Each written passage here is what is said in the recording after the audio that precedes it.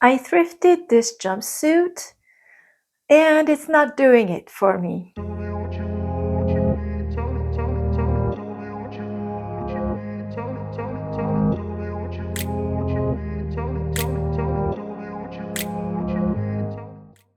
Hi, welcome to my Click Tip channel.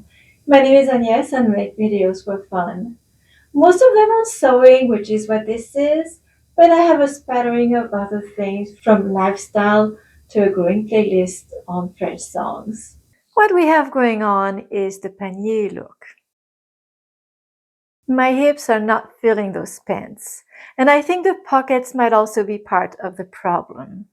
Let's see what we can do. I've turned those pants inside out to see what we're looking at. So first of all, they're lined. This is a good quality. It's a good quality jumpsuit that I got. It's pure cotton. That's part of the reason why I got it. So let's see what we have going on under that lining. So here it is, the side seam with the pocket. So I think what we'll have to do, here's the waist, and unfortunately there's an elastic band at the waist in the back.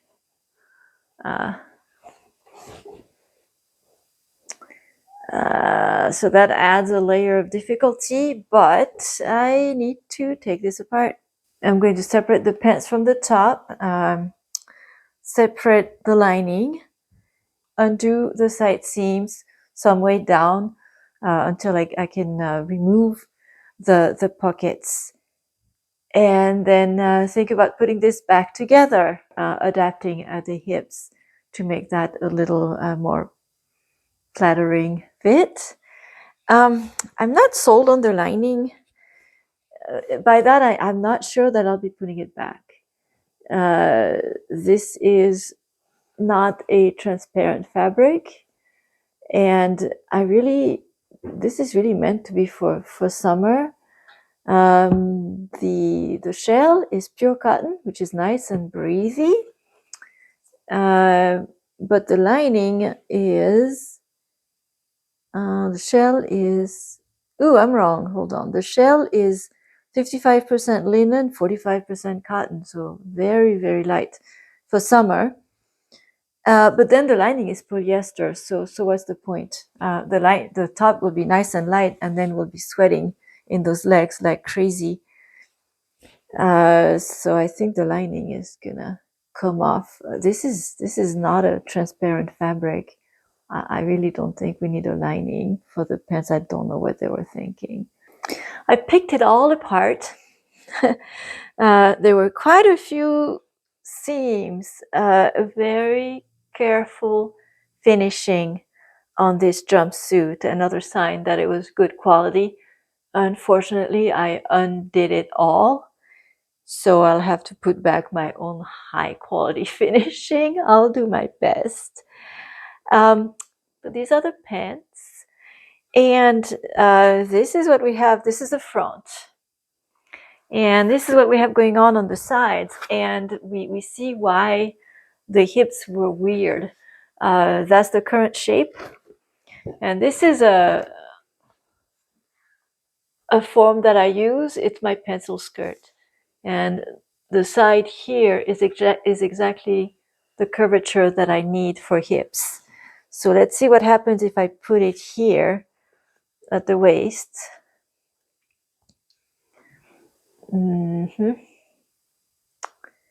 Yeah, I've lined it up here, and we've got all of this extra fabric here.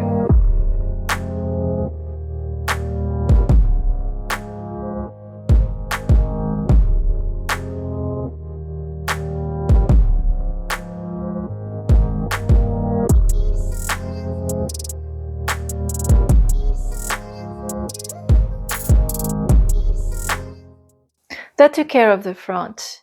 I'm not going to be modifying the back because the back is not fitted. It's held together by an elastic band. Without the elastic, the back is actually quite wide. And the reason for that is that we want this jumpsuit to be a slip-on. So I'm ready to stitch the two sides together. For the back, I'm going to be using the original line and the seam allowance. In the front, I'm going to be following the markings that I made. This is going to require careful pinning so that we don't get unsightly folds forming.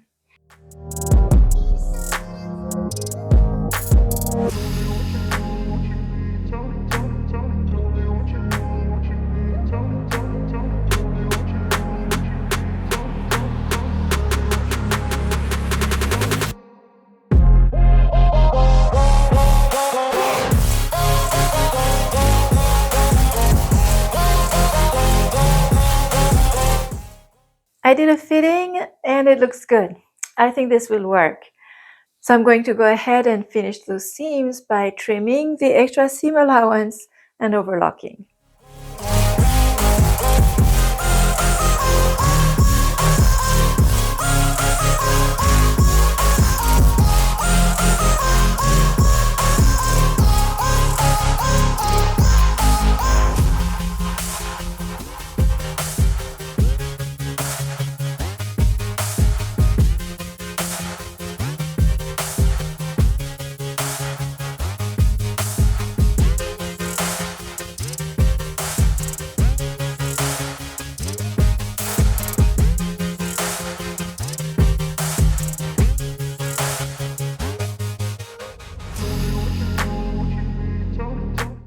Here's what we've got. The pants, the top, cute little top. We've got the pockets, not putting those back in. And then we have the elastic that I took out. The elastic goes in the back. So as far as I can tell, the steps are going to be to first reattach the top to the pants. They get gathered together, so I do believe that the circumference of the top is going to match the circumference of the pants, and they do. This is not surprising. I did not change anything at the waistline of the pants, so that's good news. I did not take a note of how this was constructed as I deconstructed it. I used to do that. There's a stage in learning where a beginner feels confident and we start screwing up because we skip steps. I'm there. At any rate, it looks like there was a wide seam allowance, a centimeter, probably like half an inch. So I'll use that wide seam allowance because it is to accommodate the elastic band. I'll do that first. All right, so there's the matter of putting these together the right way.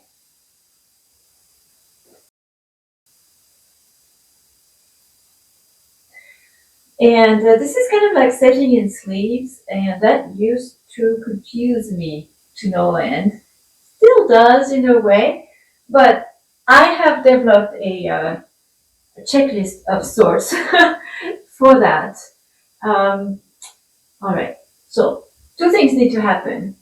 One, the two parts need to be facing correctly, right side together.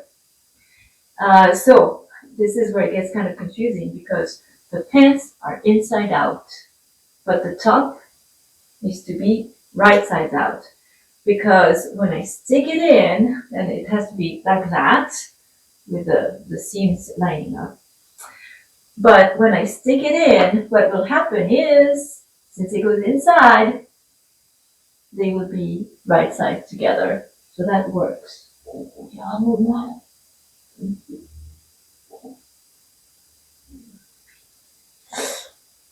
That's one thing.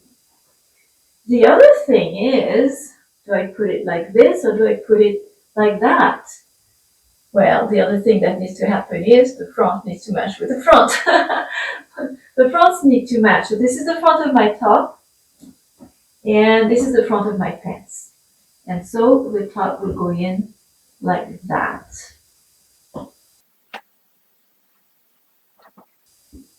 And then it's a matter of pinning and stitching all around.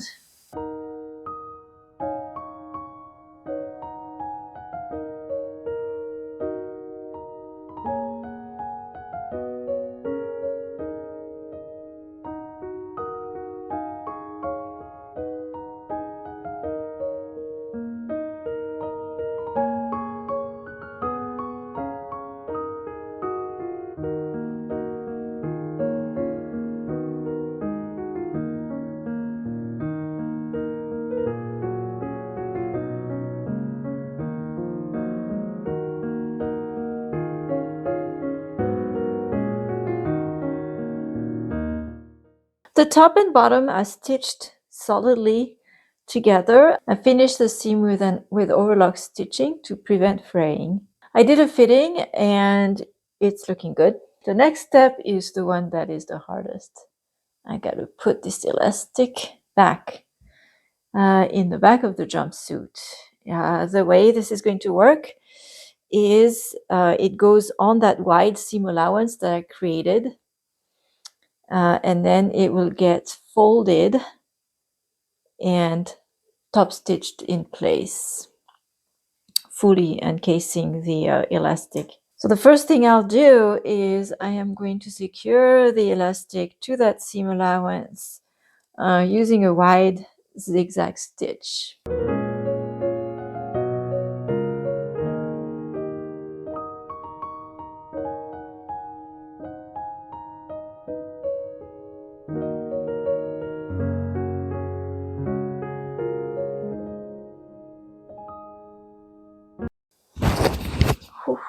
And it's done. Here's the before and after.